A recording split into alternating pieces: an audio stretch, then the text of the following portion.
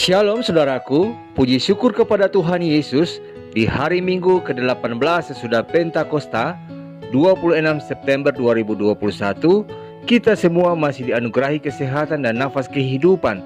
Bahkan bagi mereka yang ditambahkan setan usia kelahiran dan usia pernikahan, teristimewa bagi Ibu Isme Andres, Saudara Talen Heri Prasetyo Simamura, anak Cleosiva Katerina, dan anak Gilbertus Rianada dari Pospelway Handok. Demikian untuk keluarga yang berbahagia. Untuk setahun usia kelahiran, keluarga Bapak Thomas Haley dan Ibu Titi Murni Esther. Doa kami kiranya Tuhan Yesus senantiasa merahmati dengan kesehatan dan hikmat-Nya, serta memberkati dan menyempurnakan sukacitanya bersama dengan kehidupan keluarga terkasih. Kini kita akan mendengarkan sabda Tuhan. Mendahulunya kita sehati dalam doa. Ya Bapa, inilah kami anak-anak-Mu yang telah siap mendengarkan suara-Mu. Kuasailah hati kami dan pikiran kami ketika kami akan membaca Alkitab ini. Biarlah kami boleh dimampukan untuk dapat memahaminya, terlebih memperlakukan dalam kehidupan iman dan percaya kami. Di dalam nama Tuhan Yesus kami berdoa. Amin.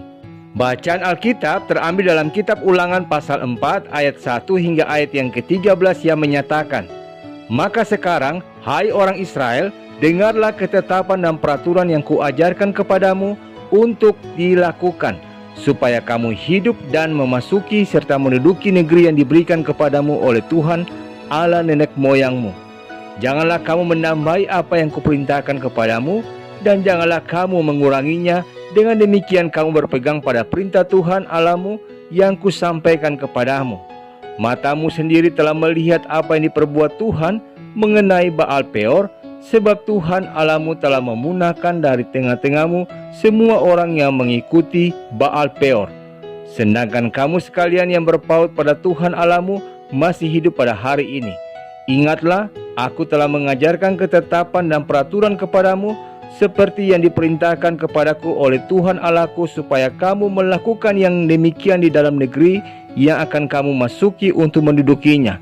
Lakukanlah itu dengan setia, sebab itulah yang akan menjadi kebijaksanaanmu dan akal budimu di mata bangsa-bangsa yang pada waktu mendengar segala ketetapan ini akan berkata, memang bangsa yang besar ini adalah umat yang bijaksana dan berakal budi. Sebab bangsa besar manakah yang mempunyai Allah yang demikian dekat kepadanya seperti Tuhan Allah kita, setiap kali kita memanggil kepadanya? Dan bangsa besar manakah yang mempunyai ketetapan dan peraturan demikian adil seperti seluruh hukum ini yang kubentangkan kepadamu pada hari ini? Tetapi waspadalah dan berhati-hatilah, supaya jangan engkau melupakan hal-hal yang dilihat oleh matamu sendiri itu, dan supaya jangan semuanya itu hilang dari ingatanmu seumur hidupmu.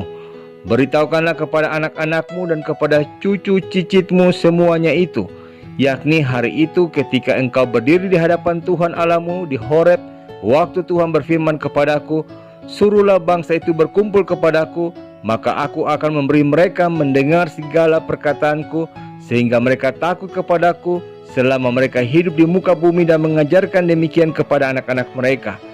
Lalu kamu mendekat dan berdiri di kaki gunung itu, sedang gunung itu menyala sampai ke pusar langit dalam gelap gulita, awan dan kegelapan. Lalu berfirmanlah Tuhan kepadamu dari tengah-tengah api, suara kata-kata kamu dengar, tetapi suara rupa tidak kamu lihat, hanya ada suara.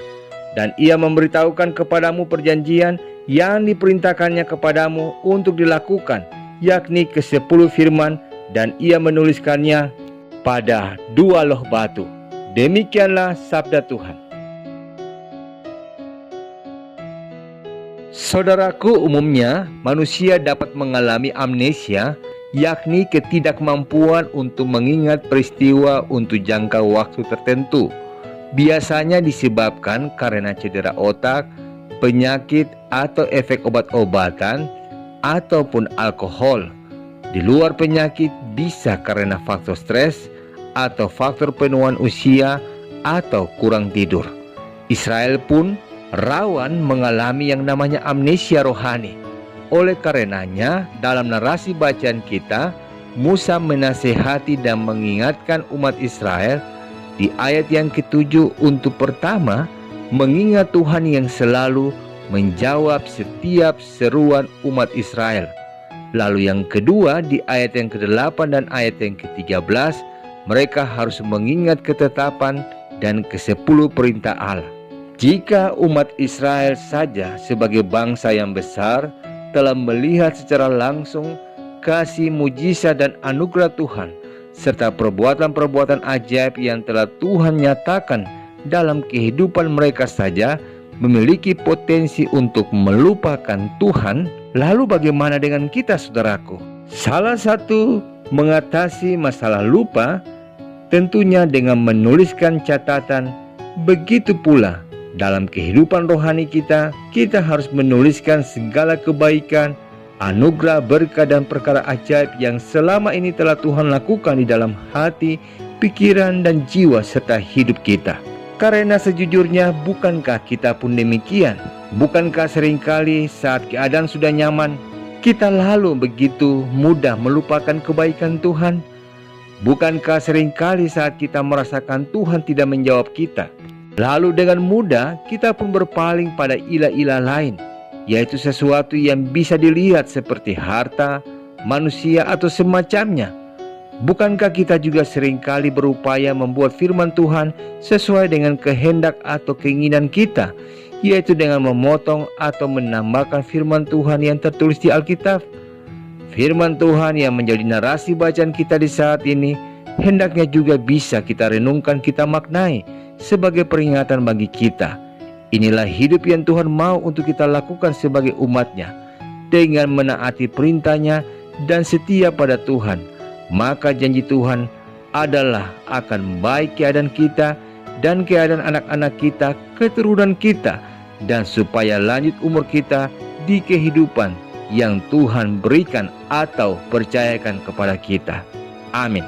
Saudaraku, mengakhiri perenungan di saat ini, mari kita berdoa. Syukur dan terima kasih Tuhan Yesus untuk pagi hari ini, di hari Minggu yang kudus ini. Kami boleh dijagai sejak malam hari. Kami masih diberikan kehidupan, kesehatan, kesempatan untuk berdoa, bersyukur dan memohon berkat-Mu. Tolonglah kami dengan hikmat-Mu untuk senantiasa mengingat hukum dan ketetapan-Mu, dengan meletakkan Tuhan senantiasa sebagai prioritas kehidupan kami. Kuduskanlah hidup kami ya Tuhan, untuk datang di hadapan Tuhan dalam syukur, pujian, doa dan sabda-Mu yang akan menyapa kami sebentar di dalam ibadah minggu. Demi Kristus Yesus kami berdoa. Amin. Selamat pagi saudaraku. Selamat memasuki minggu ke-18 sesudah Pentakosta, dan selamat mempersiapkan diri untuk mengikuti ibadah minggu. Tuhan Yesus memberkati.